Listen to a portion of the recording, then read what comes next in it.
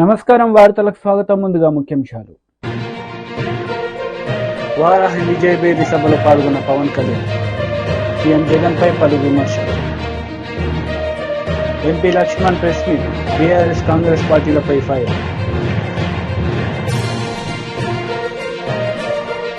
ఎన్నికల సందర్భంగా CM YS Jagan మేమంతా సిద్ధం బహిరంగ సభలో పాల్గొన్నారు. ఈ సందర్భంగా పలు అంశాలపై ఆయన ప్రసంగించారు.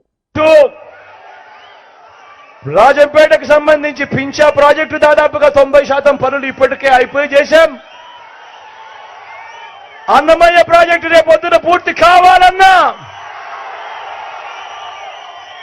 గాలేరు నగరీ కాలువ పనులకు గాలేరు నగరీ కాలువ పనులు రైల్వే కోడూరు వరకు పూర్తి చెయ్యాలన్నా, ఇవన్నీ జరగాలన్నా ఏం చేయాలి?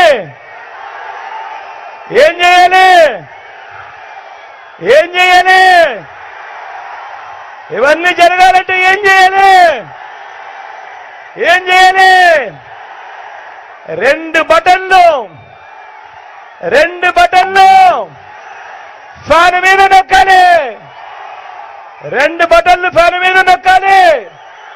నొక్కి 175కు 175 అసెంబ్లీ స్థానాలు, 25 ఎంపీ స్థానాలకు 25 ఎంపీ స్థానాలు, ఒక్కటి కూడా తగ్గేందుకే వీలే లేదు. సిద్ధమేనా?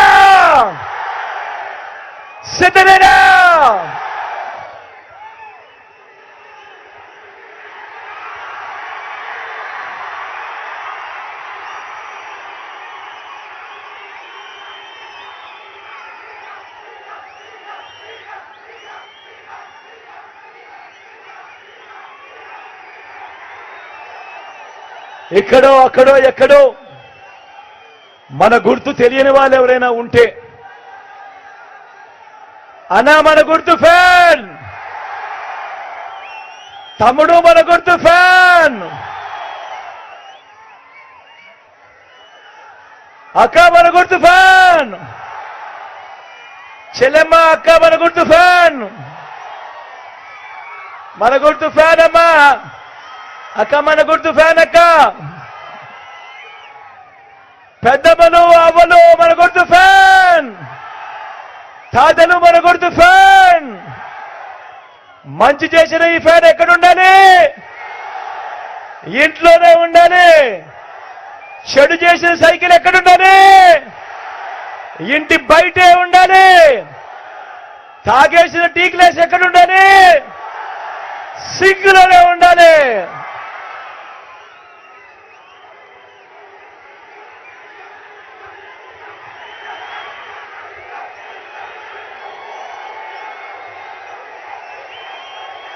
ఈ విషయాలన్నీ మీ అందరికీ కూడా చెబుతూ ఇంకో గొప్ప విషయం కూడా చెప్పాలి. అన్నమయ్య ఇదే రాజంపేటలో మనకి అగిరెడ్డి అన్న కాలేజ్,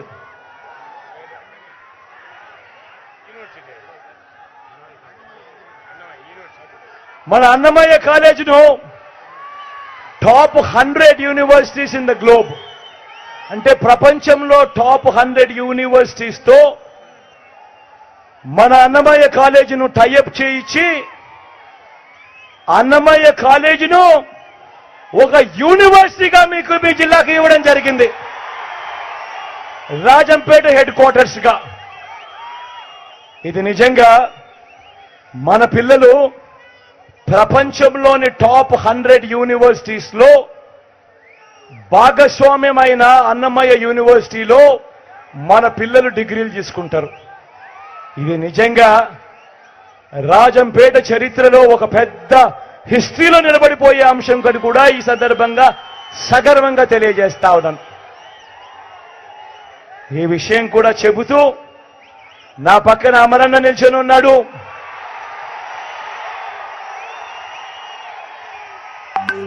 మంచివాడు, సౌమ్యుడు. అమరన్న మంచితనం గురించి నేను వేరే చెప్పాల్సిన పని లేదు. అమరన్న మనసు. మంగళగిరి నియోజకవర్గంలో నిర్వహించిన రచ్చబండ కార్యక్రమంలో నారా లోకేష్ పాల్గొన్నారు. ఈ సందర్భంగా ఆయన పలు అంశాలపై మాట్లాడారు. దాంట్లో మొదటి హామీ, మన ప్రభుత్వం ఏర్పడిన 5 సంవత్సరాల్లో 20 లక్షల ఉద్యోగాలు కల్పిస్తాం. ఉద్యోగాలు వచ్చే వరకు ప్రతి నెల నిరుద్యోగ భృతి 3,000 రూపాయలు అందిస్తాం తల్లి. రెండో హామీ, 18 నుంచి 59 సంవత్సరాల వయసు కలిగిన మహిళలకి ప్రతి నెల 1,500 రూపాయలు ఇస్తాం. అంటే సంవత్సరానికి 18,000, 5 సంవత్సరాలు 90,000 రూపాయలు. మూడో హామీ, బాబు గారు ముఖ్యమంత్రి ఉన్నప్పుడు గ్యాస్ ధర 400 రూపాయలు, ఇప్పుడు అదే గ్యాస్ ధర 1,200 రూపాయలు పెరిగింది. అందుకే తెలుగింటి ఆడపడిచిన ఆదుకునేదానికి ప్రతి కుటుంబానికి ప్రతి ఏడా ఉచితంగా 3 గ్యాస్ సిలిండర్లు మన ప్రభుత్వం అందిస్తుంది. నాలుగో హామీ, ప్రతి రైతుకి ఆర్థిక సాయం కింద 20,000 రూపాయలు అందిస్తాం. ఐదో హామీ, ఇంట్లో చదువుకున్న పిల్లలుంటే ఎంతమంది పిల్లలుంటే అంతమంది పిల్లలకి వాళ్ళ తల్లి తండ్రుల అకౌంట్ లో ప్రతి ఏడా 15,000 రూపాయలు వస్తాం తల్లి. అంటే ఒకరుంటే 15,000, ఇద్దరుంటే 30,000, ముగ్గురుంటే ఎంతమ్మా? డ్వాక్రా సంఘాలు ఉన్నారు, లెక్కలు బాగేస్తారు. చెప్పండి, 45,000 రూపాయలు మీ అకౌంట్ లో జమ చేస్తాం. ఇంకా ఆరో హామీ ఏంటమ్మా? తెలుగింటి ఆడపడుచులు ఆర్టీసీ బస్సులో ఉచితంగా ప్రయాణించే హక్కు కూడా మన ప్రభుత్వం కల్పించబోతుంది. ఇట్లా 6 హామీలతో బాబు సూపర్ 6 రూపొందించాము. అమ్మా, జగన్మోహన్ రెడ్డి గారికి సవ రాజకీయాలంటే బాగా ఇష్టం తల్లి. 2014లో తండ్రి సమ వాడుకున్నారు. 2019లో సొంత బాబాయిని చంపేసి బాబాయ్ సమ వాడుకున్నారు. ఇప్పుడు 2024 వచ్చింది, ఆయన ఆలోచిస్తారు ఎవరు సమ వాడదారా అని. అమ్మా, వృద్ధుల సవాలు వాడుకుంటున్నారు. ఆయన తెలుసు 1వ తారీఖు వస్తుందని, పెన్షన్ ఇవ్వాలని తెలుసు, కావాలని వాలంటీర్ల చేత ప్రచారం చేపించారు. అది తెలుసుకుని ఎలక్షన్ కమిషన్ ఏకంగా వాళ్ళని దూరంగా పెట్టారు కార్యక్రమాలకి. 1వ తారీఖు వచ్చింది, పెన్షన్ ఇవ్వాలి. కేవలం 10% నిధులే సచివాలయం పంపించారు. వృద్ధులందరూ క్యూ కట్టారు సచివాలయం ముందర, కానీ డబ్బులు ఇవ్వలే. మొదటి రోజు ఎండ దెబ్బలకి మొదటి రోజు 32 మంది వృద్ధులు చనిపోయారమ్మా. అందుకే వృద్ధులకి నేను హామీ ఇస్తున్నా, మన ప్రభుత్వ అధికారంలోకి వచ్చిన వెంటనే 3,000 రూపాయల పెన్షన్ ని 4,000 రూపాయలు చేసే బాధ్యత మేము తీసుకుంటాం. వాలంటీర్ వ్యవస్థ కొనసాగిస్తాం. కేవలం పెన్షన్ కాదు, ఇతర సంక్షేమ కార్యక్రమాలు నేరుగా మీ గడపకు అందించే బాధ్యత కూడా మేము తీసుకుంటాం. తల్లి ఎన్నే సాధించాలంటే మీరేం చేయాలి తల్లి? ఏం చేయాలి తల్లి? మనకి 2 ఓట్లు ఉంటాయి. మొదటి ఓటు ఎంపీ గారికి, రెండో ఓటు ఎమ్మెల్యే అభ్యర్థికి. ఎంపీ అభ్యర్థి గారి గురించి కూడా ఒక 2 మాటలు చెప్పాలి. తెలుగుదేశం, జనసేన, భారతీయ జనతా పార్టీ బలపరిచిన ఎంపీ అభ్యర్థి పెమ్మసాని చంద్రశేఖర్ గారు. ఆయన ఒక పారిశ్రామికవేత్త. 2014లో నర్సరావుపేట ఎంపీగా పోటీ చేయాలని వచ్చినప్పుడు కొన్ని కారణాల వల్ల టికెట్ ఇవ్వాల. ఆయన తిరిగి వెళ్లి 5 కంపెనీలు స్థాపించాడు, అద్భుతంగా సక్సెస్ అయ్యాడు. దర్జాగా బతకెళ్లిన వ్యక్తి. కరెక్ట్ గా సంవత్సరం క్రితం మళ్ళీ వచ్చారు. నేను ప్రత్యక్ష రాజకీయాల్లోకి రావాలనుకుంటున్నాను అని చెప్పా. ఈ ఎండలు మీరు తట్టుకోలేరని, ఈ దుమ్ము ధూళి మీ వల్ల అవదని. లేదు, నా ఆలోచనలు నేను నా కంపెనీ కోసం వాడా. BJP MP Laxman press meet నిర్వహించారు. ఈ సందర్భంగా ఇరు పార్టీలపై ఆయన మండిపడ్డారు. ఈ రకంగా సనాతన ధర్మాన్ని కించపరిచినవి కాదు. ఈ శామ్ పిట్రో ఏ స్థాయికి ఇంకా దిగజాడి మాట్లాడాడంటే, రాజ్యాంగం నిర్మాణంలో బాబాసాహెబ్ అంబేద్కర్ గారి యొక్క సహకారం కంటే, కాంట్రిబ్యూషన్ కంటే నెహ్రూ గారిది గొప్పదని, నెహ్రూ గారిది ఎక్కువ పాత్ర ఉందని చెప్పి అంబేద్కర్ గారిని అవమానపరిచే విధంగా వ్యాఖ్యానిస్తే కాంగ్రెస్ పార్టీ చోద్యం చూస్తున్నదంటే ఇది కాంగ్రెస్ యొక్క రహస్య ఎజెండాలో భాగం కాదా? దానికి అనుగుణంగానే అంబేద్కర్ గారు పోటీ చేస్తే కాంగ్రెస్ ఓడించిన చరిత్ర, అంబేద్కర్ గారి చిత్రపటాన్ని పార్లమెంట్ సెంట్రల్ హాల్లో వారు పెట్టకపోవడము, భారత్ రత్న ఇవ్వకపోవడము, ఇవన్నీ దేనికి సంకేతం? పిట్రోడ వ్యాఖ్యలకు మీ యొక్క పనితీరుకు అద్దం పడతా ఉన్నది. వాళ్ళ అంటే అంబేద్కర్ గారి కంటే నెహ్రూ కాంట్రిబ్యూషనే ఈ రాజ్యాంగ నిర్మాణంలో ఎక్కువగా ఉందని. అందుకనే ఈ యొక్క అంబేద్కర్ గారి యొక్క మేధస్సు తెలివితేటల ముందు నెహ్రూ మరి సరిపడనే ఒక దుగ్ధతతోనే కాంగ్రెస్ పార్టీ ఆనాడు బాబాసాహెబ్ అంబేద్కర్ ఎన్నికల్లో ఓడించింది. ఆనాడు డాక్టర్ శ్యామాప్రసాద్ ముఖర్జీ అదే అంబేద్కర్ గారిని పశ్చిమ బెంగాల్ నుంచి గెలిపించడానికి బాధ్యత తీసుకున్న ఆనాడు భారతీయ జనసంఘ నాయకుడు డాక్టర్ శ్యామాప్రసాద్ ముఖర్జీ. కాబట్టి ఇలాంటి అనేకమైన అంశాలు, పుల్వామా లాంటి దాడులు ఈ సహజంగానే జరుగుతూ ఉంటాయి. దాని గురించి పెద్దగా ఆలోచన చేయాల్సింది ఏంటంటూ పెట్రోడా గారి వ్యాఖ్యలు. ఎప్పటికప్పుడు ఇటువంటి సంఘటనలు జరుగుతూనే ఉంటాయి ప్రపంచంలో. వాట్ ఈస్ న్యూ అన్నట్టు మాట్లాడతాడు. అని 8 మంది వచ్చి ముంబై మీద దాడి చేస్తే, ఈ కసబ్ లాంటి వ్యక్తులు 8 మంది దాడి చేస్తే మొత్తం పాకిస్తాన్ను ఇవాళ తప్పు పట్టడం ఏమిటి అని ప్రశ్నిస్తూ ఉంటాడు. ఎవరో 8 మంది చేస్తే దానికి పాకిస్తాన్ ముడిపెట్టి మొత్తం పాకిస్తాన్ నిందించడం ఎంతవరకు సబమని ప్రశ్నిస్తూ ఉన్నాడంటే వీరి రాజకీయం ఏ స్థాయిదో. రేవంత్ రెడ్డి గారు, నువ్వు కొత్తగా కాంగ్రెస్ పార్టీలో చేరు. కాంగ్రెస్ యొక్క చరిత్ర, కాంగ్రెస్ యొక్క రహస్య ఎజెండా తెలుసుకొని మణిగితే బాగుంటుంది, లేకపోతే పుట్టి మునిగిపోతుంది వాళ్ళు. అందుకనే అనేక సందర్భాల్లో కాంగ్రెస్ నాయకులు సర్జికల్ స్ట్రైక్స్ గురించి, ఎయిర్ స్ట్రైక్స్ గురించి, మన సేనలను కించపరిచే విధంగా, అవమానపరిచే విధంగా ఏ రకంగా మాట్లాడారో మీరు చూస్తూ ఉన్నారు. ఈరోజు పాకిస్తాన్ రాహుల్ గాంధీకి ఇవాళ మద్దతుగా నిలబడుతున్నది, రాహుల్ గాంధీ కొనియాడుతున్నంటే దీన్ని బట్టి ఆలోచన చేసుకోవాలి. అంటే మీకు పాకిస్తాన్ మీద ఉన్న ప్రేమ జన్మభూమి అయినటువంటి దేశం పట్ల లేదనేది ఇది రూఢి అవుతుంది. రెండోది ఇంకొకటి, ఇదే సేమ్ శామ్ పిట్రోడా 2019లో ఒక వివాదాస్పదమైన వ్యాఖ్యలు చేస్తాడు. అంటే ఈ రకంగా రెచ్చగొట్టి adding fuel to the fire అన్నట్టు 1984లో సిక్కు అల్లర్లు జరిగినప్పుడు దాని గురించి ప్రశ్నిస్తే ఏమంటాడు, ఉవాతో ఉవా అయిందేమో, జరిగిందేమో, అయితే ఏంది అంటే మొత్తం ఆ సిక్కు సమాజానికి క్షమాపణలు చెప్పి ఆ జరిగినటువంటి ఆ జినోసైడ్ ఏదైతే ఉందో. వైఎస్ఆర్సీపీ మహిళా విభాగం రాష్ట్ర అధ్యక్షురాలు పోతుల సునీత మీడియా సమావేశం నిర్వహించారు. ఈ సందర్భంగా టీడీపీ నేతలపై ఆమె మండిపడ్డారు.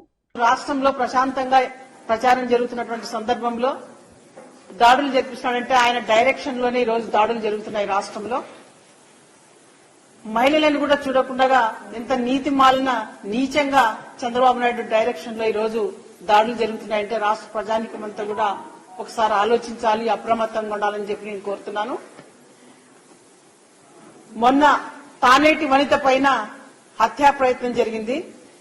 మరి నిన్నటికి నిన్న మాచెర్ల పల్నాడు ప్రాంతం అంటేనే ఎంతో ప్రశాంతంగా, మరి మాచెర్ల నియోజకవర్గం ప్రజానికాన్నంతా కూడా ప్రశాంతంగా ఉంచుతూ, మరి పిన్నెల్లి రామకృష్ణారెడ్డి అన్న ఒక సీనియర్ వైసీపీ నేత, ఓటమెరగని నాయకుడు, ఎదురులేని నాయకుడు, మరి తన సతీమణి రమాదేవి నిన్న కొంతమంది మహిళా నేతలతో ప్రచారం చేస్తుంటే టీడీపీ పచ్చమూకలందరూ కూడా గూండాల్లాగా వ్యవహరిస్తూ చంద్రబాబు నాయుడు డైరెక్షన్ లో జూలకంటి బ్రహ్మారెడ్డి ని ఉసికొలిపి నిన్న ఆమె పైన, మహిళా నాయకులపైన దాడి చేయడం చాలా నీచమైనటువంటి సంస్కృతి. చంద్రబాబు నాయుడు మహిళల్ని అడ్డు పెట్టుకుంటారా మీరు మీ రాజకీయాలకి?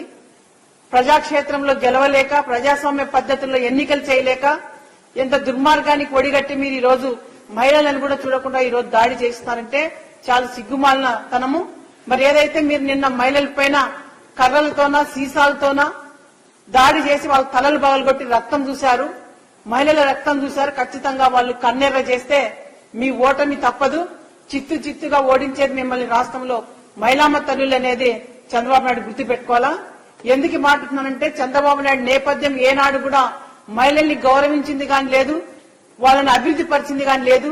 మోసం చేసిన నైజమే చంద్రబాబు నాయుడు కాబట్టి, మహిళలంటే చంద్రబాబు నాయుడు లెక్కలేదు కాబట్టి మహిళా నేతలపైన, మహిళా అభ్యర్థులపైన, ప్రశాంతంగా ప్రచారం చేస్తున్నటువంటి మహిళలపైన దాడులు చేయించడం చాలా నీతిమాలిన చర్య చంద్రబాబు నాయుడు. మీకు వయసు అయింది కానీ మీకు బుద్ధి లేదు కొంచెం కూడా. మీకు నిజంగంటే పిచ్చి పట్టింది. ఏది పడితే అది మాట్లాడడం, ఎట్లా పడితే అట్లా అరవడం రాష్ట్రంలో చూస్తున్నారు ప్రజలు. నీ మేనిఫెస్టో కూడా బోగస్ మేనిఫెస్టో. అది నిన్న ఆంధ్ర రాష్ట్ర ప్రజలందరికీ కూడా విజ్ఞప్తి చేస్తున్నాను. ఆ బోగస్ మేనిఫెస్టో నమ్మొద్దండి. గోబెల్స్ ప్రచారం అది. చంద్రబాబు నాయుడు అన్ని కూడా ముందు నుంచి గోబెల్స్ ప్రచారమే. ఏదో ఒక దుష్ప్రచారాలు చేసి పచ్చ మీడియాను అడ్డం పెట్టుకుని రాజకీయాలకు రావాలని చూస్తున్నాడు తప్పితే ప్రజాక్షేత్రంలో వాళ్ళకి ప్రజల దగ్గర ఎలాంటి గౌరవం గాని, ప్రజల దగ్గర ఎలాంటి భరోసా లేదు చంద్రబాబు నాయుడుకి. కాబట్టి ఈరోజు భయపడి ఓటమి భయం పట్టుకొని ఓడిపోతున్నానని తెలిసే ఈరోజు ప్రజాక్షేత్రంలో విలువ లేకనే ఈరోజు చంద్రబాబు నాయుడు ఇలాంటి దాడులు చేపిస్తున్న వాళ్ళ పార్టీ నాయకులతోనా, కూటమితోనా. ఇది మంచి పద్ధతి కాదు చంద్రబాబు నాయుడు. మీకు ఏదైనా ప్రజాస్వామ్య పద్ధతుల్లోనే ఎన్నుకోవాలి తప్పితే ఇలా భయపెట్టి నయాన భయాన రాజకీయాలు చేసి గెలవాలంటే ప్రజలు సిద్ధంగా లేరు. ఎందుకంటే జగనన్న ప్రభుత్వంలో దేశానికే ఈరోజు జగనన్న ఆదర్శంగా నిలబడ్డారు. అనేక సంస్కరణలు తీసుకొచ్చారు. పేద ప్రజానికంతని కూడా ఈరోజు అభివృద్ధి పథంలో నడిపిస్తున్నాడు. ఈరోజు విద్య, వైద్య, వ్యవసాయ రంగాల్లో దేశానికి ఆదర్శం జగనన్న. ఈరోజు నిజంగంటే ఈరోజు ఎంతమంది విద్యార్థులు ఈరోజు ఈ రాష్ట్రంలో పేద విద్యార్థులంతా చదువుకుని ఉన్నత స్థాయికి పోవాలని చెప్పి ఈరోజు విద్యా విధానంలో ఎన్నో విప్లవాత్మక మార్పులు తీసుకొస్తే అవి కూడా ఓర్చుకోలేక చంద్రబాబు నాయుడు ఎంత దుష్ప్రచారాలు చేస్తున్నారంటే మరి ఏదో ఒకటి ప్రజల్లో అబద్దాలు సృష్టించి ప్రజల దగ్గర ఓట్లు వేయించుకోవాలనేదే చంద్రబాబు నాయుడు నైజం. మరి మహిళామ తల్లుల పైన కూడా ఈ రోజు ఇంత దుర్మార్గంగా మహిళలు, ఎందుకంటే ఈ రోజు జగనన్న ప్రభుత్వంలో మహిళలే మహారాణులు, మహిళలకు అగ్రతాంబాలు ఇచ్చినటువంటి నాయకుడు జగన్మోహన్ రెడ్డి గారు. దేశానికే ఈ రోజు ఆదర్శం. చంద్రబాబు నాయుడు ప్రభుత్వంలో ఒక నినాదంగానే పనిచేశాడు కానీ ఏ రోజు కూడా ఒక విధానంతో మహిళలకు పనిచేయలేదు చంద్రబాబు నాయుడు. ఈ రోజు జగనన్న ఒక విధానంతో మహిళలకి మరి వాళ్ళ ఆర్థికాభివృద్ధి కోసం వాళ్ళని రాజకీయంగా కూడా ఎన్నో పదవులు ఇచ్చి మహిళల్ని అందలం ఎక్కించినటువంటి ముఖ్యమంత్రి జగనన్న. మరి ప్రతి గ్రామంలో మహిళలందరూ కూడా ఎంతో అభివృద్ధి చెందారు. వాళ్ళందరూ కూడా ఈ రోజు ఓట్లు వేయడానికి జగనన్నకి మద్దతు పలకడానికి సిద్ధమైపోయారు. మరి రేపు మే 13న మహిళా వారాహి విజయబేరి బహిరంగ సభలో జనసేన అధినేత పవన్ కళ్యాణ్ పాల్గొన్నారు. ఈ సందర్భంగా ప్రజలను ఉద్దేశించి ఆయన మాట్లాడారు. ఒక స్కిల్ సెట్ సరిపోదు, ఒక నైపుణ్యం సరిపోదు, 4-5 నైపుణ్యాలు కావాలి, 4-5 స్కిల్ సెట్స్ కావాలి. ఎవడు నేర్పిస్తాడు అవన్నీ? ప్రభుత్వం బాధ్యత తీసుకోవాలి. ఆ బాధ్యత, అందుకే నేను మీకు మాటిస్తున్నాను యువతకి, మీకోసం దశాబ్దం అన్ని వదిలి పెంచిన నాయకులు బూతులు తిడుతుంటే నేను భరిస్తా ఉన్నా. దేనికోసం భరిస్తాను? మీకోసం భరిస్తాను, మీ భవిష్యత్తు కోసం. నేను మీకు మాటిస్తున్నా, నేను మీకోసం మాటిస్తున్నా. మీ భవిష్యత్తు కోసం అహిర్నిశలు ఒళ్ళుంచి నేను పనిచేస్తాను మీకోసం. మీ భవిష్యత్తు కోసం అసెంబ్లీలో మీ గళం వినిపిస్తాను. రోడ్డు మీద చిన్న చిత్తు పేపర్లో నలిగిపోయి పొట్ల విసిరేస్తే దాన్ని పట్టుకొని నేను మాట్లాడతాను. జనవాణి కార్యక్రమం ఎలా వచ్చింది? ముఖ్యమంత్రి రోడ్లు విస్తరణకి, ఇంటి విస్తరణకి రోడ్లు వెడల్పు చేస్తే ఉన్న ఇల్లు కూలగొడితే ఒక ఆడబిడ్డ వచ్చి, ఒక చెల్లి వచ్చి, అన్న నాకు ఇల్లు కొట్టి వాలంటీర్ని అన్నా,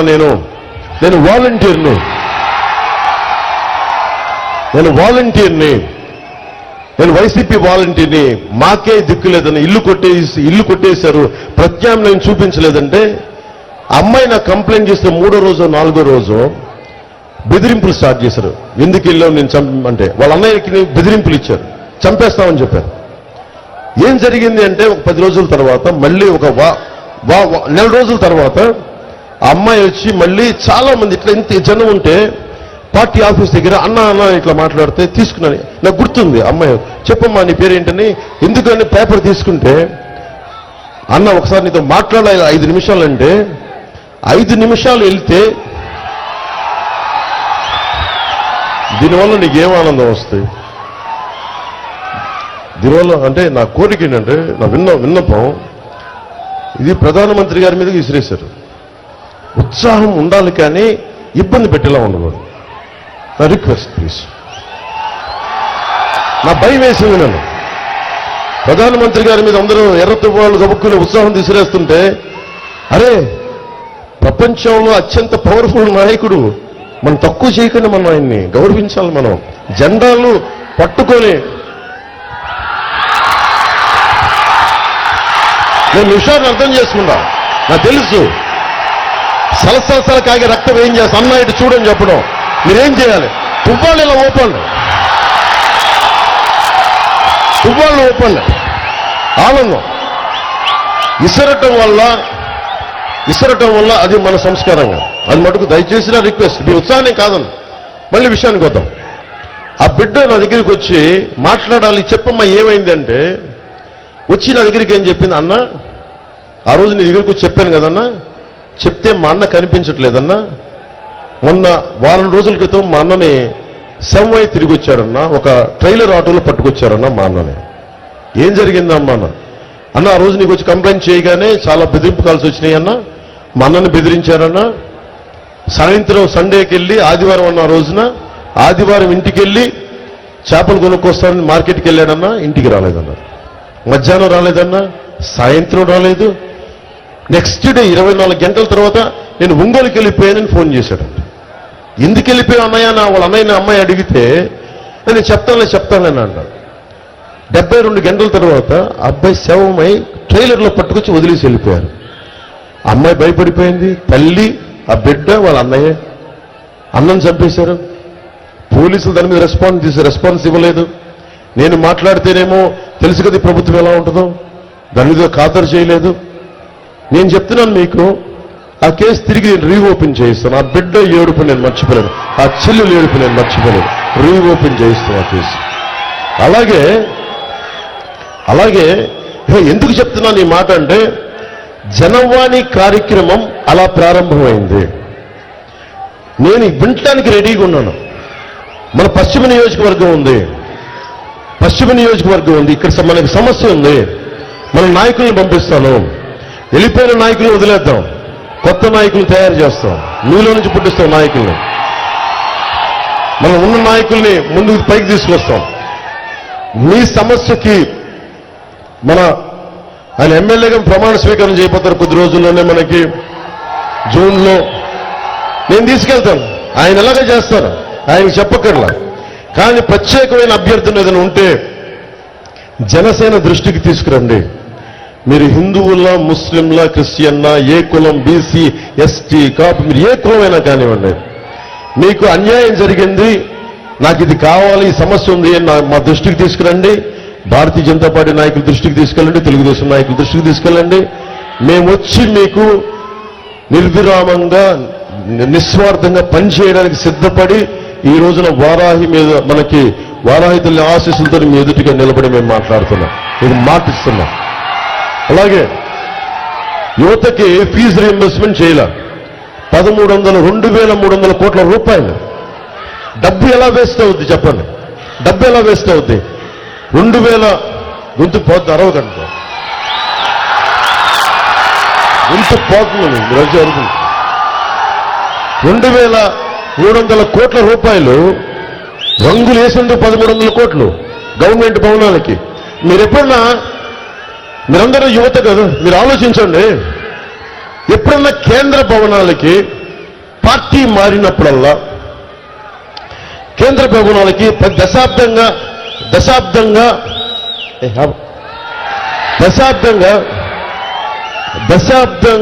భారతీయ జనతా పార్టీ దేశాన్ని నడుపుతోంది. ఎప్పుడన్నా సరే ప్రభుత్వ భవనాలకి భారతీయ జనతా పార్టీ రంగులు వేయడం మీరు చూశారు? ఉన్నది కదా. అలాగే రాష్ట్ర ప్రభుత్వానికి ప్రభుత్వ భవనాలు కదా, ఆంధ్రప్రదేశ్ ప్రభుత్వ భవనాలకి వైసీపీ రంగులేంటి? వార్తలు ముగించే ముందు ముఖ్యాంశాలు మరోసారి. వారాహి విజయభేరి సభలో పాల్గొన్న పవన్ కళ్యాణ్, సీఎం జగన్పై పలు విమర్శలు. MP Laxman press meet, TRS Congress పార్టీలపై ఫైర్. ఈ వార్తలు ఇంతటితో సమాప్తం. తిరిగి ప్రసారమయ్యే వార్తల్లో మళ్ళీ కలుద్దాం. అంతవరకు సెలవు, నమస్తే.